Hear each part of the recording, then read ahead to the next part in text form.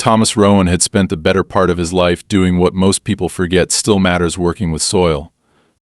Not managing land from an office, not ordering topsoil in bulk for artificial lawns, but actually getting his hands into the earth, understanding it, reviving what others had poisoned or abandoned. After decades of consulting for large agricultural operations, watching their short-term profits suck the life out of long-term potential, he finally turned his back on it all. The spreadsheets, the artificial fertilizers, the greenwashing PR campaigns about sustainable this and eco, that they all made him sick. When his mentor passed away and left behind a neglected piece of farmland tucked against the edge of a disputed nature corridor in western Oregon, it felt less like inheritance and more like a final dare. The land was scarred, yes, but not broken. There were traces of erosion, patches of invasive weeds, a shallow creek that had shrunk into something more like a muddy whisper of water. But Thomas had known worse, and with patience and method he could bring it back. He saw no neighbors, heard no roads. For a man who had seen systems fail and watched corporations strip ecosystems down to the bone, this land was more than an escape, it was a controlled resurrection. He moved into a weather-beaten farmhouse with sun-faded siding and creaky floorboards that groaned like they remembered who used to walk there. He brought in new tools, rebuilt the old barn with salvaged wood, and set up a composting system so precise it would make a biologist jealous. He had no need for ceremony, no craving for community barbecues or weekend markets. He didn't even bother updating his mailing address for the first 3 months. The land was quiet, and it listened, which was all the conversation he needed. Each day was the same in the most comforting way. Coffee at 5:30, irrigation inspection at sunrise, hands in the dirt by 7. He planted cover crops to repair the topsoil, introduced fungi to stabilize the rhizosphere, and let nature do the real labor while he simply nudged it in the right direction. There were no surprises until the day he found the sign. It was staked into the soil near his eastern border, hammered at an angle like someone had done it in a rush. The font was unnaturally friendly, cartoonish letters painted in uneven strokes, clearly by hand. Community Soil Project, Zone 1, Experimental. There were small rows of unfamiliar greens sprouting in clusters: chard, kale, maybe. Not from his seed stock. Thomas stood over the patch for a moment, stunned not by the crops, but by the audacity. Someone had crossed onto his land and used it, not vandalized it, not dumped garbage, but used it as if they had a right. He looked beyond the makeshift bed toward the tree line, searching for some explanation, but the forest just stood there in its dumb silence. The creek, now flowing a little more steadily thanks to his reshaping of the banks, made its soft trickle as if mocking the confrontation. Thomas didn't curse. He didn't call anyone. He simply walked back to the barn, got his shovel, dug the plants out by the root, carried them to the burn pile, and set the whole thing alight. 2 days later, the woman appeared at his gate. She didn't knock. She stood on the other side of the low chain link fence with her hands clasped behind her back like a tour guide about to announce something profound. Her name was Madison Blight, and everything about her screamed self-certainty: the carefully tangled hair, the asymmetrical beige sweater, the boots clearly bought for the idea of mud rather than the experience. She introduced herself not with a name, but a mission: I'm here on behalf of Sovereign Soil, the restoration community on the East Lot. We're working to build non-ownership-based ecosystems that promote nutrient justice. Thomas said nothing. She continued, unbothered. We've identified your land as a key biome node in the larger pollination matrix. We were hoping to coordinate a shared access stewardship model. Thomas tilted his head. Is this your way of asking permission for trespassing? She blinked, unfazed. No, this is our way of inviting you into something regenerative. You don't own the soil, you're just a temporary guardian. His reply was flat, surgical, no. And you step on my land again, I file for criminal trespass. Her smile faltered just enough to show the edge beneath it. That's unfortunate, she said, before turning on her heel and walking away without waiting for the gate to open. She climbed over it like it was a prop. Thomas didn't go online to research sovereign soil. He didn't post a rant or make a phone call. He did what real men do when something threatens the order they've built. He reinforced the perimeter. He installed motion-triggered lights and trail cameras. He bought new no trespassing signs, bigger with red block letters, and mounted them not just on the gate but every 100 feet along the property's edge. He began logging any footprint, any odd pile of stones, any object left where it didn't belong. It wasn't paranoia, it was preparation. And yet, the next incursion was bolder. 4 raised beds were discovered in the southeastern quadrant, tucked between wild blackberry bushes he had purposely left untouched for their nitrogen-fixing benefits. These weren't garden beds. They were installations.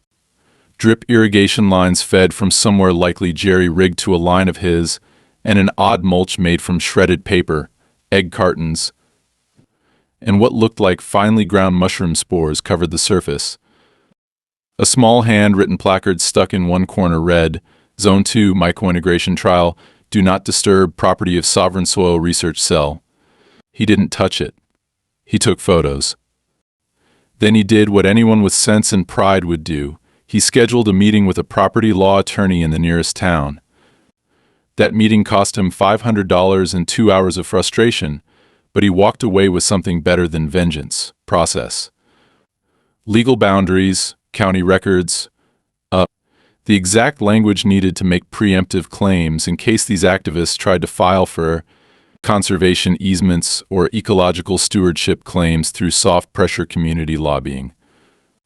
This was Oregon, after all. There were mechanisms for everything, even madness. The next time Madison returned, she didn't bother with a smile. She brought a man, this time tall, bearded, silent. She introduced him as Cedar, no last name. "We're holding an equinox soil listening session next week," she said. "You're welcome to join. But either way, the land needs collective vibration.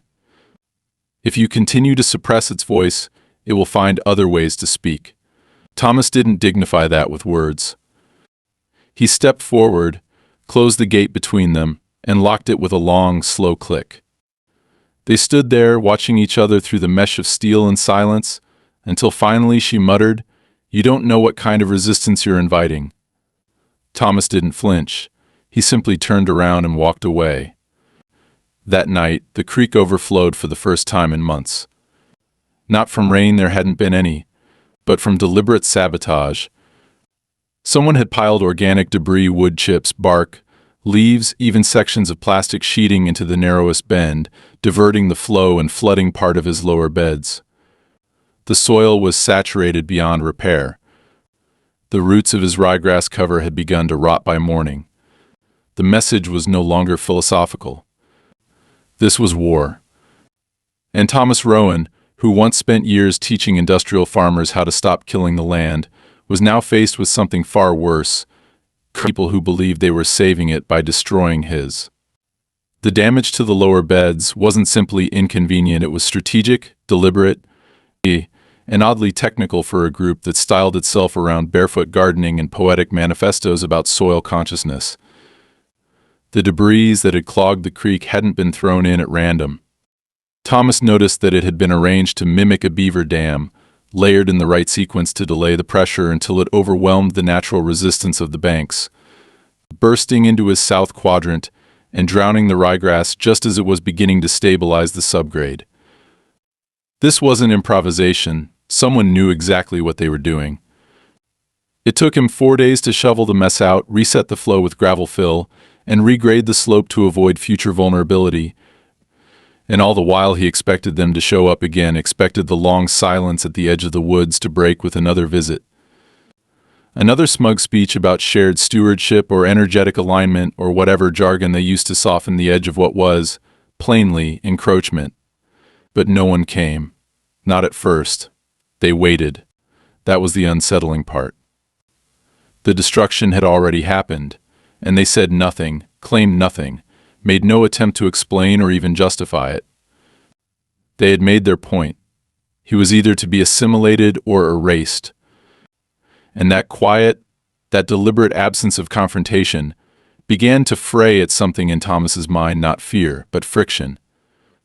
The kind that builds in a man when he realizes he's being made into an example. Then came the envelope. No stamp, no return address, just left wedged into the slats of his front gate like a calling card. Inside was a letter printed on textured recycled paper with ornate margins, the kind of thing people use for wedding invitations or death threats that pretend to be something else.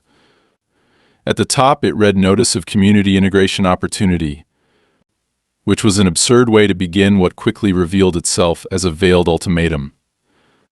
The document claimed that his property had been provisionally identified as an open perimeter restoration node in the regional soil network managed by the sovereign soils community. It stated that following the observed decline in ethical land boundaries and the refusal to engage in mutual agreement dialogues, the community had passed an internal consensus authorizing temporary access rights to portions of the land bordering the shared tree line. It included a color-coded integration map where nearly 20% of Thomas's acreage, mostly the restored fields nearest the creek, was shaded in amber and labeled Public Rewilding Prospect Zone. The kicker wasn't even the map. It was the final line, written in a tone so rehearsed it might as well have been tested in a focus group. We honor your resistance as part of your process and invite you to transcend the illusion of ownership. He didn't rip the paper. He didn't storm down their trail or take pictures or file a police report. He sat at his kitchen table for nearly an hour, staring at the map while his coffee went cold and the sun moved silently across the kitchen floor. Knowing that this was not a misunderstanding or a bluff. It was a blueprint. Someone, probably Madison, had drawn up a plan to absorb his land under the guise of moral necessity, relying on the weakness of his position in the eyes of a community that increasingly saw property rights as suggestions. She wasn't taking his land by force. She was taking it by narrative.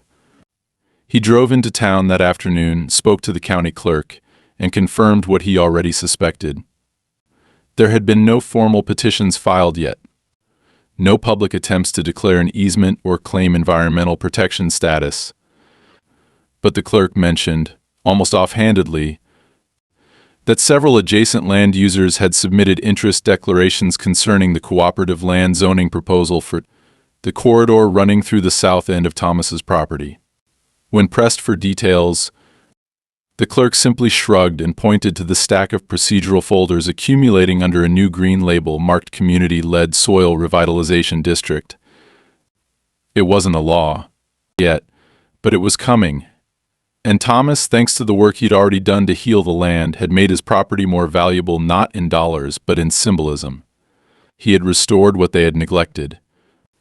And now they wanted it back.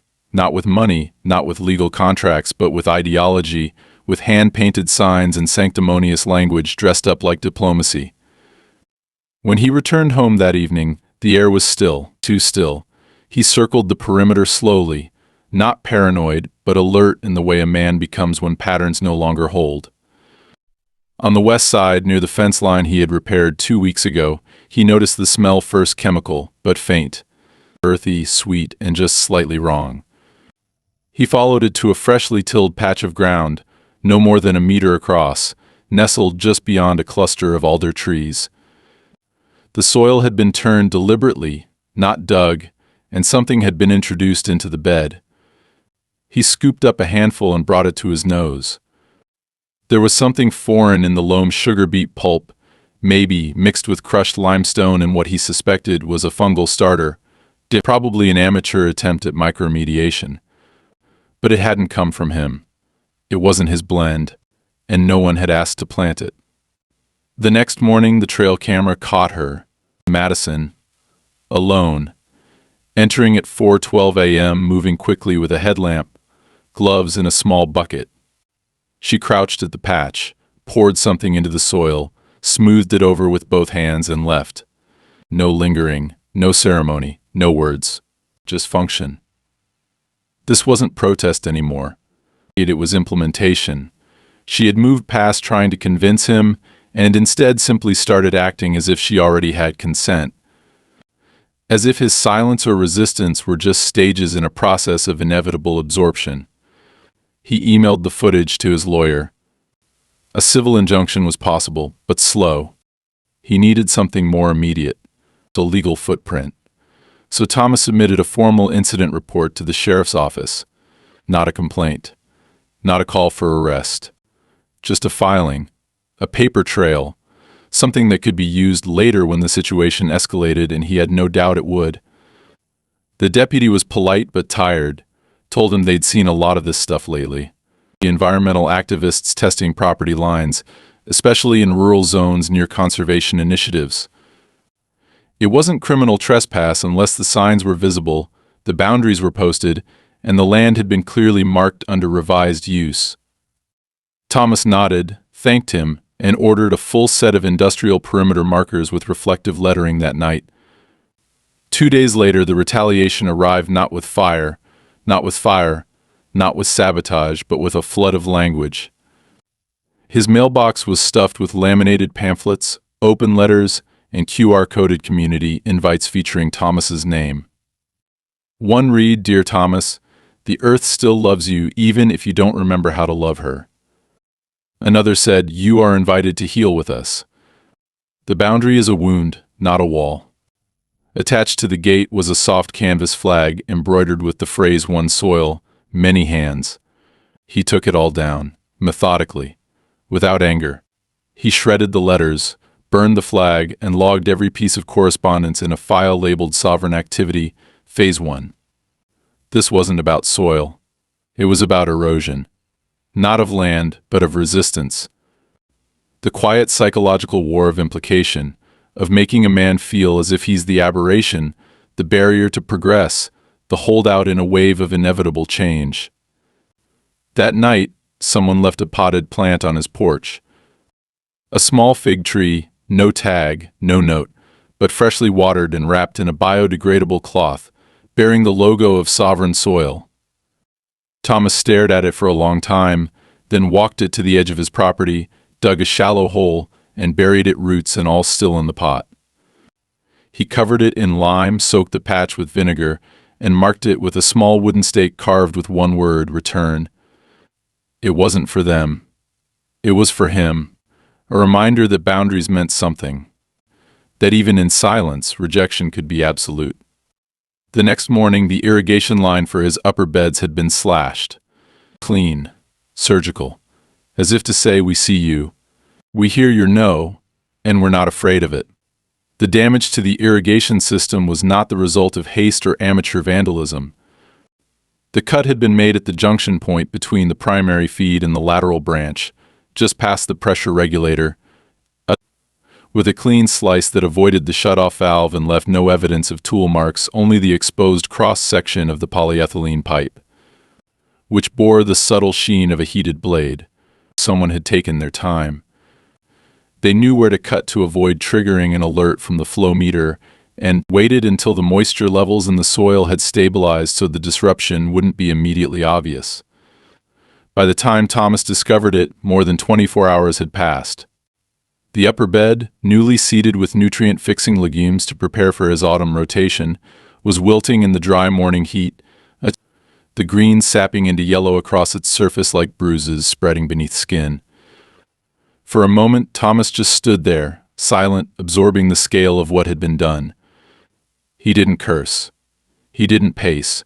He simply took out his phone, opened the same folder he had titled Sovereign Activity, Phase 1, and created a new entry.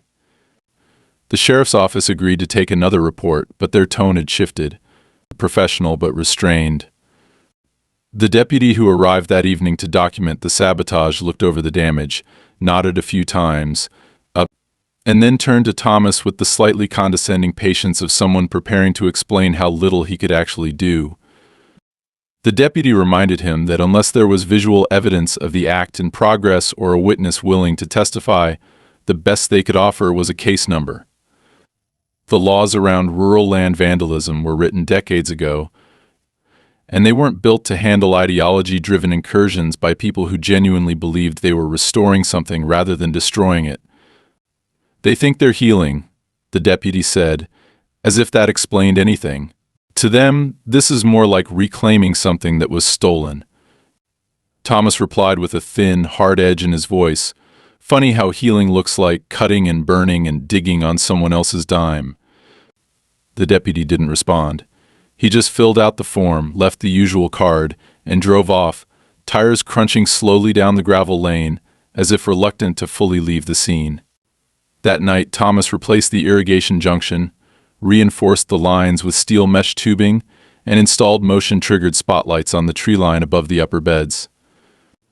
But he knew lights wouldn't stop them.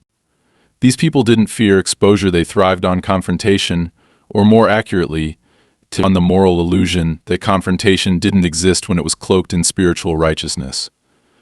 He had dealt with ideologues before, in other forms corporate sustainability officers who talked about green profits while spraying glyphosate over fields near schools, politicians who used soil health initiatives to court rural voters while cutting funding for water rights enforcement, but this was different. This was personal. This was a movement convinced that emotional conviction was superior to legal boundaries. And it was spreading. The next event came not with sabotage, but with spectacle. He heard the drums first low, slow, distant, and thought, for a brief moment, that it might be logging activity or some unusual machinery. But as the sound grew nearer, rhythmic and organic, he stepped out onto the porch and saw them, a procession of figures in white linen tunics and woven sashes, out walking 2 by 2 down the dirt path that bordered the eastern fence. There were at least 20 of them, maybe more, and they carried woven baskets filled with soil, which they periodically scattered along the path as they chanted something low and unintelligible. In the lead was Madison, holding a bundle of sticks bound in twine, her face calm, transcendent, as if this were not trespass but pilgrimage. They never entered his land. They kept just outside the property line, but the message was clear. This was theater-controlled, intentional, designed to unsettle without violating any specific statute. He could call the sheriff, but there would be no arrest. They weren't on his land. They weren't damaging anything, at least not physically. But they were infecting the space with presence, with narrative. And that kind of erosion was harder to track. Thomas didn't yell. He didn't film them. He didn't even go back inside. He simply watched, unmoved, arms crossed, until the last of them passed and disappeared into the woods. Only then did he notice the final gesture, a series of small cloth pouches tied to his fence posts at eye level, each one marked with symbols he didn't recognize, spirals, triangles, intersecting lines like runes. He untied one, opened it, and found a mixture of ash, crushed bone, and dried leaves. Ritual, maybe, or mockery. Either way, it went straight into the fire pit. What followed was quieter but more insidious. He noticed that deliveries began to arrive late. Packages from his seed distributor in Salem were delayed or rerouted. His equipment service technician canceled an appointment due to unforeseen conflict. Calls went unanswered. When he finally got through to the supplier, they informed him that someone had contacted them claiming to be an ecosystem inspector, warning them that Thomas's land was part of a disputed territory and that future services might violate conservation provisions. It wasn't official, it wasn't enforceable, but it was enough to make them hesitate. Sovereign soil wasn't just targeting the land, they were isolating him. Still, he refused to engage publicly. No social media posts, no interviews, no signs painted in red warning strangers to stay out.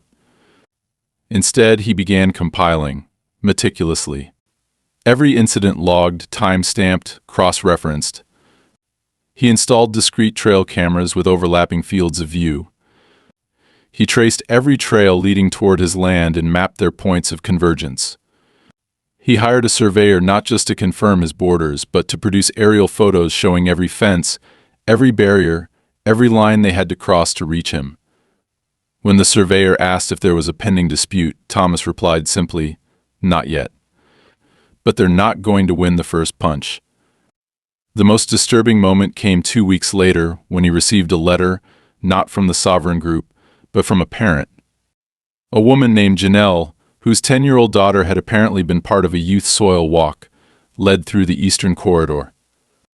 The letter, filled with earnest gratitude and clumsy phrasing, thanked Thomas for offering his land as a transitional biome for the next generation. The child had come home with a small jar of his soil taken, without his knowledge, and labeled it sacred gift. The mother thought this was a program, a kind of educational partnership. Thomas reread the letter 3 times. Then he looked again at the postmark. It hadn't come from the commune. It had come from a private home 2 towns over. They weren't just stealing from him. They were recruiting with what they stole. It was then that Thomas made his decision. No more tolerance. No more interpretation. He began preparing a formal civil suit. Not to win damages, he didn't care about the money. He wanted a restraining order. A permanent legal wall that couldn't be breached by ideology or theater. His lawyer, now fully engaged, helped him draft the first cease and desist letter, backed by compiled video footage, soil analysis, and witness statements from the surveyor and technician. And while that paperwork moved forward, Thomas did what any man with a field to defend would do. He returned to the soil. He stopped just reacting. He went back to repairing. He doubled the compost input. He spread protective mulch. He planted wild rye near the border, not just for nitrogen, but as a barrier, thick, dense, natural. He reinforced the creek edge with boulders, rerouted a runoff path, reseeded the upper beds with faster germinating legumes. He fought with growth. That was the irony. He was doing what they claimed they wanted: reviving, rebuilding, respecting the land, but he did it with discipline and structure, not ceremony. He didn't ask permission from the forest or the sky. He just worked. And every time he pushed his shovel into the ground, every time his hands sank into that cool, living dark, he reminded himself that the soil didn't care about poetry. It only responded to what was real, and so would he. The court date for the preliminary hearing was set. It wasn't a trial, not yet just the first formal step in establishing that what had been happening on Thomas Rowan's property wasn't spiritual misunderstanding or passive idealism, but the deliberate erosion of boundaries, legal and physical, under the guise of activism. His attorney, a sharp, practical woman named Meredith LeClaire, had experience with environmental law and the rapidly expanding gray zone where private land rights collided with pseudo-communal land ethics. She didn't waste time with sentiment. She went straight to the legal strategy, drawing hard lines around terms like intentional intrusion, non-consensual modification of land use, and unauthorized access with material consequence. Thomas appreciated her clarity. She didn't ask him how he felt about the people involved. She didn't care whether he was angry or hurt. She only cared about documentation, about what could be proven, about what would stand up under scrutiny. And Thomas had provided her with a meticulously cataloged archive of incidents, timestamps, photos, video stills, soil analyses, water flow data, witness statements, data, and property records. By her estimation, he had already done more groundwork than most plaintiffs by the time they reached deposition. She called it clean litigation architecture. He called it survival. What neither of them had expected was that Sovereign Soil wouldn't contest the motion with a lawyer of their own. They didn't hire representation. They didn't show up in force. Instead, 2 members of the collective Madison and the man known only as Cedar appeared in court dressed not in suits but in matching natural fiber tunics, carrying a single-page letter which they submitted directly to the judge. The letter wasn't a defense. It was a declaration, written in poetic prose that framed Thomas not as a landowner but as a temporal occupant of a sacred biome, and the legal action not as a property dispute but as the violent enforcement of illusionary separateness. The letter ended with the phrase, "We answer only to the land," in her memory. The judge, a seasoned woman with decades on the bench, gave them a long, steady look, then glanced at the bailiff and asked flatly, "Did they file this under mental health or civil?" Madison didn't flinch. Cedar smiled. Thomas said nothing. He didn't need to. Their behavior was helping his case without him lifting a finger. But the courtroom, structured and limited as it was wasn't the only battleground. The next week, something changed. Not in the air, not in the land, but in the behavior of the sovereign group. They stopped trying to enter the property. No more midnight sabotage, no more strange gifts, no more symbolic processions. Instead, they began building something just on the edge of his land, a structure, wooden, long, narrow, low to the ground, like a raised platform or a sleeping bench. At first, Thomas thought it might be temporary.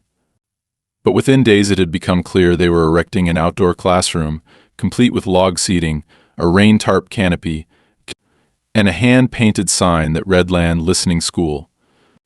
He watched them from a distance as children arrived 6 or 7 at a time, escorted by members of the group who greeted them with ceremonial gestures, offering pieces of fruit or small stones wrapped in cloth. The children were taught songs, led in soil-touching rituals, and walked in slow circles around the periphery of his property as if mapping some invisible energy line that intersected with his crops. The group had moved into the next phase. They were legitimizing presence. Meredith warned him this was the shift they'd anticipated. By involving children, by framing their activities as education, they were entering territory far more difficult to challenge publicly. No one wanted to be the man who sued a school, even if it wasn't a real school. Even if the lessons were pseudo-scientific chants about ancestral resonance fields and subterranean consent. Even if the parents who brought their kids were doing so not because they believed in the mission, but because they were seeking some version of identity in a world that felt like it was spinning out of control. The legal strategy now had to expand. Thomas would need to document every interaction between the school and his property, not just physically but sonically, as sound trespass was one of the few areas where local ordinances could be enforced with relative speed. He installed directional microphones, ran a decibel baseline, recorded the hours and content of every session.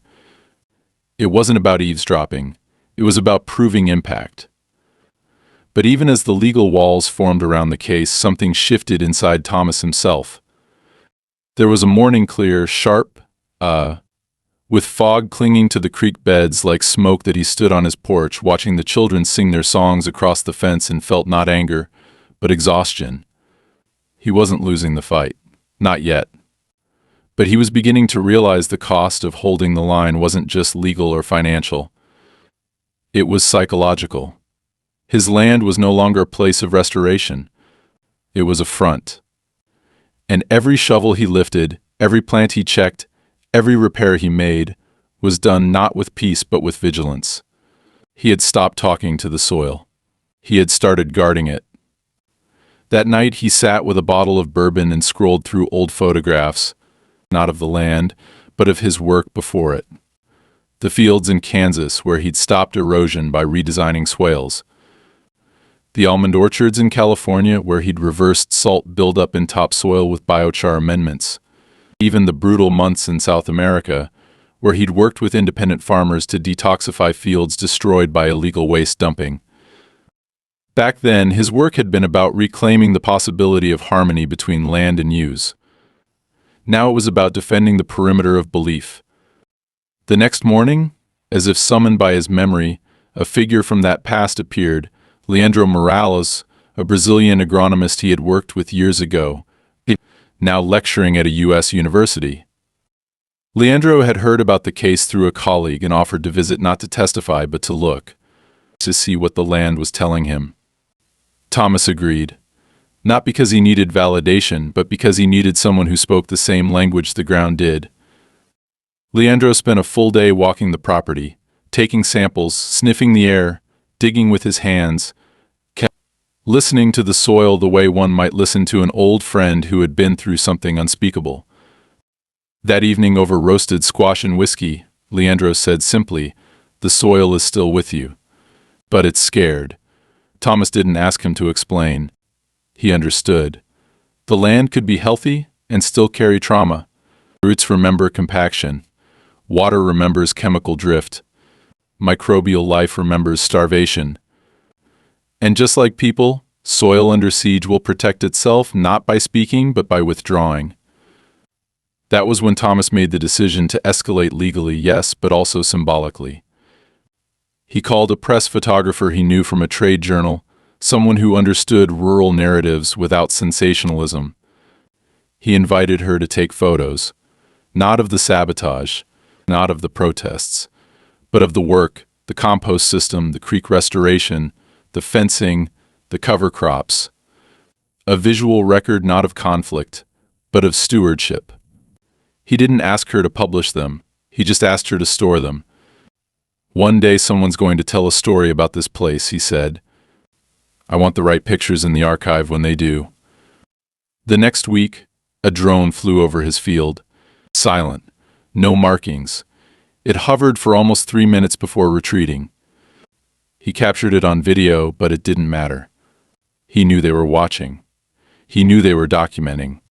The question now wasn't if they would push again. It was how, and whether the next push would come from behind a drum circle or from a city hall resolution declaring his land a site of ecological interest. The midpoint was here. The phase of proof had passed. Now came pressure, and Thomas, calm, weathered, and relentless, did the only thing a man in his position could do. He doubled down, not out of stubbornness, but out of principle. Because once the soil stops trusting you, it's hard to get that trust back. And that's not a lesson sovereign soil had learned yet, but they would. The quiet didn't last, and Thomas never expected it to. If anything, the relative calm that followed the installation of directional microphones and legal notices only deepened his suspicion that something more calculated was in motion, something less erratic and far more structured. Sovereign soil had pivoted from chaotic symbolic intrusion to something resembling strategy. They no longer scattered tokens or left offerings or chanted in half circles near his property lines. They went silent, and in that silence they reorganized. The school sessions across the fence continued, but the tone shifted. Less ceremony, more structure. They stopped singing and started teaching. Clipboards appeared. Children were asked to draw diagrams, not feelings. One afternoon, Thomas observed a young boy pointing toward the upper creek line and declaring it part of the shared filtration basin, a term no child of that age would invent. This was no longer performance, it was indoctrination masked as environmental education. And yet, it was technically legal. They stayed on their side of the line. They didn't touch his soil. They didn't trespass. But they continued to shape the narrative, and that, Thomas knew, was the more dangerous weapon. The legal path, though slow, had begun to yield early victories. Meredith had successfully filed for a temporary protective order that restricted sovereign soil from organizing public gatherings within 30 feet of his perimeter. The language was tight, intentionally dry, framed not as protection of private property, but as a noise mitigation and land disturbance issue. It passed through the county clerk's office without protest. That small success, however, triggered a sudden wave of public response. Within 48 hours, an op-ed appeared in the local weekly paper titled "The Fence That Divides Us," written not by Madison or Cedar but by a local mother whose child attended the soil school. The piece painted Thomas as a symbol of fossilized ownership in a world calling out for collective healing. It didn't mention the sabotage, the trespassing, the surveillance footage, or the irrigation damage. It didn't acknowledge that the man they were vilifying had restored his land with his own hands and personal funds. It only emphasized the conflict old farmer versus young dreamers and left readers to choose which vision of the land they found more romantic. The comments section exploded, half supportive, half hostile, and all irrelevant to the facts. Thomas didn't respond. He didn't need to. He wasn't in the business of winning the court of public opinion. He was in the business of not losing his land. But the public shift emboldened them. It didn't take long before the next escalation arrived not as people but as pressure. One morning, Thomas received a notice from the State Water Board requesting an inspection and review of his creek stabilization project. The reason cited was a community concern about potential alteration of natural waterways. It was bureaucratic theater, but it had teeth. If the board found any reason to believe he had redirected flow without appropriate documentation, they could suspend access or fine him. Meredith began preparing a response immediately. But what disturbed Thomas more than the notice itself was the realization that someone had gone out of their way to file it. This wasn't automated oversight. This was targeted complaint, and they had timed it perfectly. The inspection was scheduled for the following week, coinciding with a local environmental summit where Sovereign Soil had been invited to present their model for community-based rewilding partnerships. They weren't just pushing back, they were trying to set precedent. That evening, Thomas walked the perimeter, checking every gate, every marker, every fence post. It wasn't paranoia, it was reconnaissance. He had learned long ago that when someone tried to take something from you indirectly, they never hit the same place twice. They rotated, looked for softness, for oversight, for places where resistance might be delayed by doubt or fatigue. At the southern edge, near the drainage basin where he had reinforced the old culvert with stone, he found what he hadn't yet allowed himself to expect, the start of a tunnel. Not a full passage, not yet, but the early signs: displaced soil, a flattened patch of moss, and a small wooden slat half buried beneath the grass. Someone had begun an entry. It was shallow, barely 6 inches deep, but shaped like a foxhole, deliberately masked with debris. And beside it, tied to a twig, was a single leather strap holding a tag that read underneath as shared. He didn't report it. Not immediately. Instead, he documented everything: measurements, angles, photos, and then buried it. Not to hide it, but to reclaim it. He filled the pit with gravel and lime, tamped it down, and placed a steel panel over the spot, bolting it directly into the bedrock beneath. No sign remained. No invitation, no warning. Just quiet, deliberate negation. That night, he activated the secondary motion sensors, the ones tied not to lights or alerts but to silent notification logs.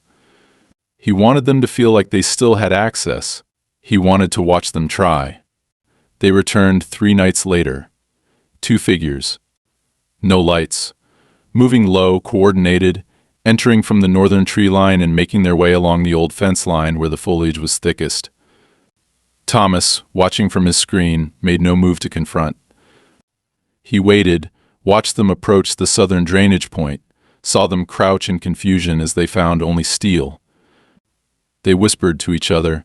The audio feed was grainy, but clear enough to catch one phrase. He closed it off. One of them kicked at the ground, then stood and, in a final, almost absurd gesture, placed a jar of seeds on the panel. Then they left. By dawn, Thomas had the jar. It was sealed with wax, hand-labeled reclamation blend, and inside were what appeared to be a mix of native grasses and imported wildflowers, likely meant to simulate spontaneous regeneration. A symbolic offering. A mockery. He ground the seeds into ash and flushed them into the compost pit. That afternoon, the water board inspection proceeded without incident. The officer, a younger man, polite, thorough, found no irregularities. Thomas had his permits in order. His diagrams were clean. The board's internal report would reflect no actionable violations. Still, the message had been sent. They would keep testing him. Not through overt confrontation, but through systems, bureaucracy, narrative, and persistence. That night, Thomas met with Meredith over video call. She was preparing a secondary motion to request a no-contact order on behalf of the property, citing psychological harassment and coordinated pressure tactics. But even she admitted the outcome would be uncertain. The law, she explained, was built to respond to trespass, not implication. Sovereign Soil knew that. They didn't step on his land anymore. They stepped next to it, spoke over it, mapped around it, and as long as they kept just outside the line, the law would hesitate. They're not trying to win in court, she said. They're trying to exhaust you. And they were succeeding. Thomas had not slept a full night in weeks. Not from fear, but from readiness. His mornings began with soil checks, not planting. His evenings ended with sensor logs, not books. Even the trees felt like they had grown more watchful, their branches leaning subtly toward the fence as if listening for the next intrusion. But he did not break. He fortified. He placed new signage, legal notices, not warnings. He scheduled bi-weekly drone flyovers to document activity around his property. He reached out to neighboring landowners, not for solidarity, but for mutual awareness. Not all of them supported him. Some were sympathetic to Sovereign's vision. But a few, the older ones, understood what was happening. They don't want land, one of them told him. They want your surrender. On the final night of September, the air shifted, cold, brittle, and dry. A night meant for endings. That's when they returned, not in silence, but in spectacle. A ring of candles appeared along the western fence, placed at even intervals, glowing with a strange blue flame. In the center of the field on their side, a circle of people stood, heads bowed, chanting in a language Thomas didn't recognize. A fire bowl blazed. A flag rose. Not of any country or group, but a white banner with the outline of two hands joined over a sprouting seed. It was all legal. All on their side, but all for him. He stood on his porch and watched. Not angry, not defiant. Just still. When the flames burned out and the group dispersed, leaving nothing but smoke and silence, Thomas walked to the fence and stood where the last candle had flickered. In the grass, burned into the soil itself, was a symbol, the same spiral triangle they had once hung in cloth bags on his gate. It had returned not as a gift, but as a mark, a claim, a threat. He said nothing, did nothing. Not yet. But in the morning he would start the next phase. They had escalated. So would he, not with flame or protest or noise, but with law, documentation, isolation, and time. Because Thomas understood what they still did not. The soil does not rush. It waits. And when it pushes back, it does so from beneath, slowly, without spectacle, until roots crack the stone. The arrival of the certified envelope marked the shift from performance to confrontation. It came not from a local office or an individual activist, but from a regional planning board, a multi-page document titled Preliminary Assessment of Eco-Cultural Transition Zone, framed in clinical language that suggested neutrality but was saturated with ideological fingerprints. According to the letter, a coalition of community stakeholders had submitted a proposal to the board requesting a review of Thomas Rowan's property under a newly introduced land use initiative designed to explore post-ownership integration models for restorative agricultural sites. It wasn't a seizure. It wasn't a claim of eminent domain. But it was a signal, a formal invitation for a government body to evaluate whether private land, when deemed symbolically regenerative to the collective, could be reviewed for potential designation as shared ecological resource. Thomas read the document 3 times, not because it was complicated, but because it wasn't. It was intentionally vague, drafted in language that made it slippery, difficult to challenge directly, but easy to support in principle. It cited case studies from urban communal gardens, pilot programs from climate-forward counties in California, and one disputed tract of land in Vermont where property lines had been softened through voluntary porous zoning. None of it applied to him. But that wasn't the point. It was all part of the pattern: redefine the terms, recode the law, and drown the original argument in a sea of plausible benevolence. Meredith confirmed as much. They don't need this to pass, she said. They just need it to circulate. To start appearing in search results. To infect the language. The moment someone says co-managed soil zone in public, they've already moved the goalposts. Thomas didn't reply. He didn't need to. Instead, he printed every page of the document, logged them into his archive, and filed a counter-proposal through the local zoning authority declaring his land a closed-cycle agricultural restoration site. Complete with his full restoration plan, maintenance logs, satellite images, and independent audits from third-party soil experts. It was more than a response. It was a claim and authoritative declaration that this land was under purposeful, private, legally consistent care. He sent the packet with overnight tracking and didn't bother to wait for an answer. He already knew what was coming next. and it arrived 2 nights later. Just after 3 a.m., the motion sensor alert hit his phone. Not one, but 3 zones triggered simultaneously: northern fence line, southern creek edge, and the western ridge where he'd recently planted windbreak saplings. The cameras showed figures moving in unison, dressed in dark clothes, heads covered, backpacks on. They weren't children. They weren't protesters. They were working, each one in a separate area, using tools, digging, placing, possibly planting. This was no longer symbolic. It was infrastructural. Someone had decided the time for subtlety had passed. Thomas didn't reach for a weapon. He didn't call the sheriff. He hit a button on his control panel that activated a floodlight perimeter, fully blinding the intruders. The figures froze. One dropped a tool. Another turned sharply toward the light and began to run. Within seconds, they scattered, disappearing into the woods like phantoms, leaving behind bags, spades, and an open plastic bin filled with seed packets, colored flags, and pre-written signs ready to be staked into the soil. By dawn, the items were cataloged and photographed. The most disturbing object wasn't the tools or the signs, but a laminated diagram found at the western edge, a detailed hand-drawn map labeling his land as segmented biosocial quadrants, each with coded notations and projected timelines for transition. The language wasn't technical but strategic. Phase 3, passive integration. Quadrant B, youth-led rewilding sector. North line fence, soil harmonization pathway, access TBD. They weren't just dreaming about taking the land. They were organizing its future, as if ownership was merely a delay in their inevitable occupation. Thomas handed everything over to Meredith, who immediately contacted a federal agricultural mediator and submitted the materials to the state attorney's office as part of an expanded complaint. But Thomas had already decided on his own course of action. He would no longer play catch-up. No more responses. No more adjustments. He would shut it all down. That evening, Thomas posted a formal notice at each of the 3 main access points to his land fence, gate, and creek bridge. The signs were large, printed in red, and framed in legal jargon. Active investigation zone. Entry prohibited by court order. Violators will be documented and prosecuted.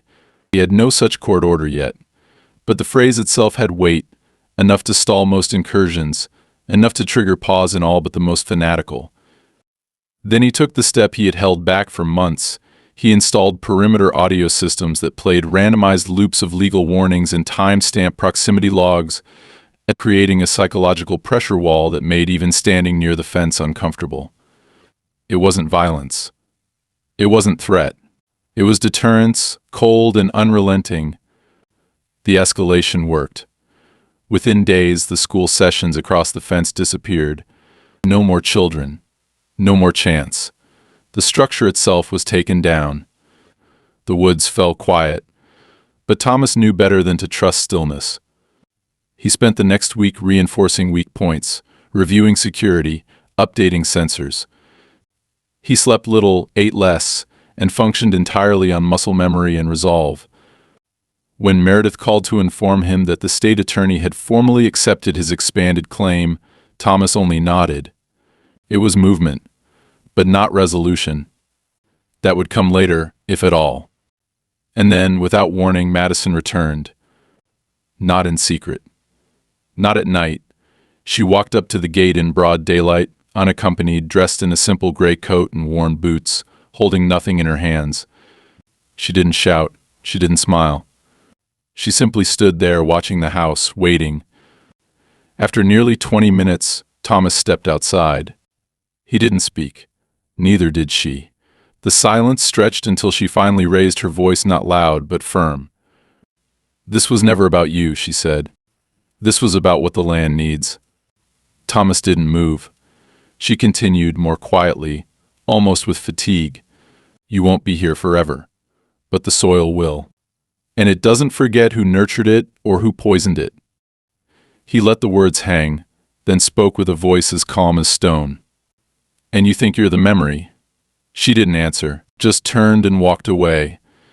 It was not an apology. It was a retreat. Tactical. Inevitable. But a retreat all the same.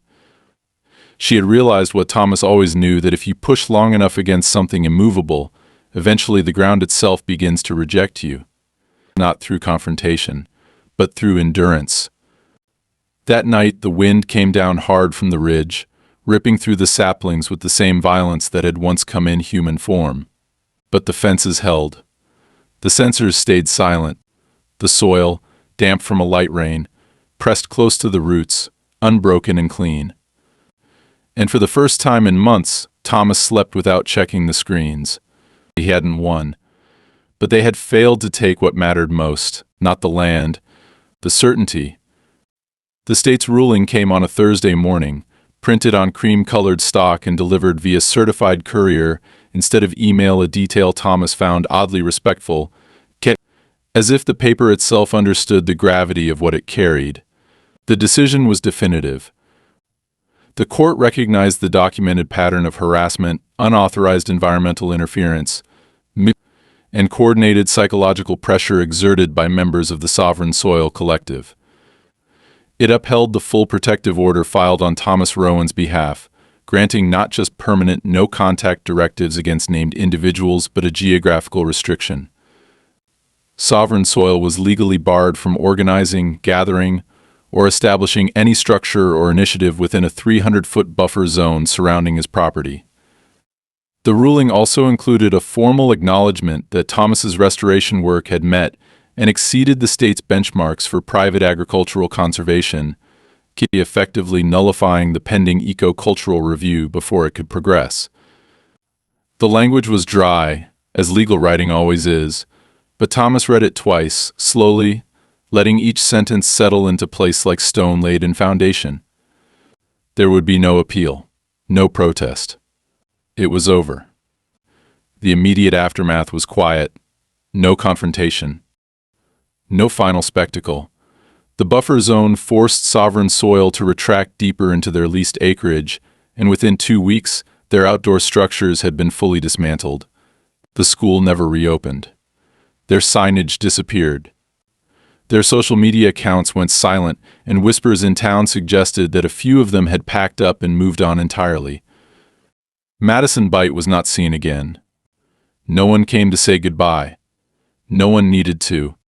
The story had already been written in court records, in satellite photos, in the stillness of a property finally left alone. Thomas didn't gloat. He didn't celebrate. There was no sense of victory, only release, like the exhale after a breath held too long. He returned to routine gradually, not because he had forgotten what happened, but because the land demanded it. Restoration is a discipline, and neglect, even justified, is still a form of harm. The creek needed reinforcement from autumn runoff. The western windbreak needed pruning. The compost ratios had drifted off balance during the weeks of legal chaos and required relayering. Each task, mundane in its repetition, carried a renewed clarity. The land had been tested not by fire or flood, but by ideology, by human conviction that sought to override the quiet sovereignty of care with the noise of belief. But it had held, and so had he. Thomas kept the legal documents in a metal file box beneath the workbench in his barn, along with the photos, the audio recordings, and every piece of documentation he had gathered since the first intrusion.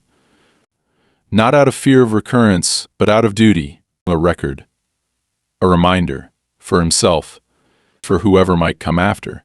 He didn't intend to sell. The land was no longer a project. It was his, fully, uncontested. No longer a symbol or a battleground, just soil and time and stewardship. A few months later, during the first thaw of spring, he received a letter not from Sovereign Soil, but from the Regional University's Department of Agricultural History. They had learned of his case through Meredith, who had submitted portions of the documentation as part of a legal conference panel. The department requested permission to archive the case anonymized if necessary as part of a growing study on rural land sovereignty in the 21st century. Thomas agreed with one condition, that the story not be told as one of conflict, but as one of maintenance. Victory implies the fight was the point, he wrote back. It wasn't. The point was to keep something intact. He didn't need to hear back. That letter, like the judgment, like the silence that followed, belonged to the past.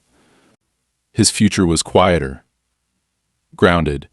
The only flags on his property now marked soil pH tests and irrigation lines. The only signs bore planting schedules and tool checklists. No poetry.